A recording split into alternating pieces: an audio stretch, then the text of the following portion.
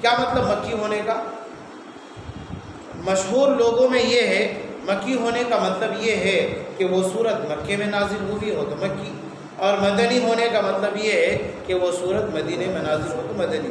لیکن صحیح بات یہ ہے کہ ہجرت کے بعد جو صورتیں نازل ہوئی ہیں وہ تمام صورتیں مدنی کہلائیں گی، اور ہجرت سے پہلے جو صورتیں نازل ہوئی ہیں وہ تمام صورتیں مکی کہلائیں گی۔ اب یہاں پر جو مکیتن ہے تو اس کا کیا مطلب ہوا؟ یہ ہجرت سے پہلے نازل ہوئی ہے، سمجھے؟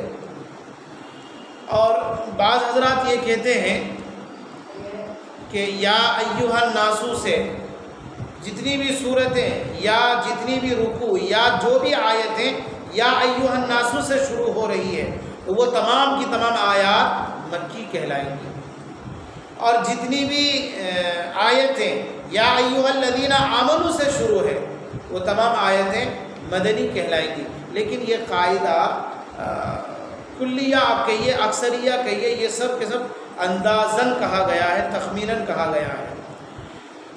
باقی جو ہجرت سے پہلے صورتیں نازل ہوئی ہیں وہ مکی صورتیں ہیں، اور ہجرت کے بعد جو صورتیں نازل ہوئی ہیں وہ مدنی صورتیں ہیں۔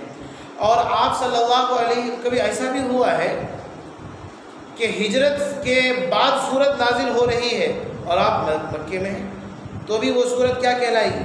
مدنی کہلائے گی۔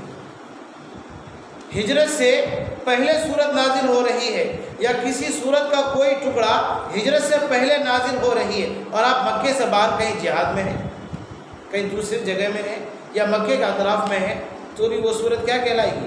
مکی کہلائے گی، سمجھے؟ جب آپ صلی اللہ علیہ وسلم فتح مکہ کے موقع سے مکہ میں تھے تو اس موقع سے جتنی بھی صورتیں یا جتنی بھی آیتیں نازل ہوئی وہ آیتیں کیا کہلائیں گی؟ مدنی کہلائیں۔ کیوں؟ ہجرت کے بعد نازل ہو رہی ہے، اگرچہ کہ مکہ جگہ میں نازل ہو رہی ہے مکے میں، اس کے باوجود وہ آیات یا وہ صورتیں مدنی کہلائیں گی۔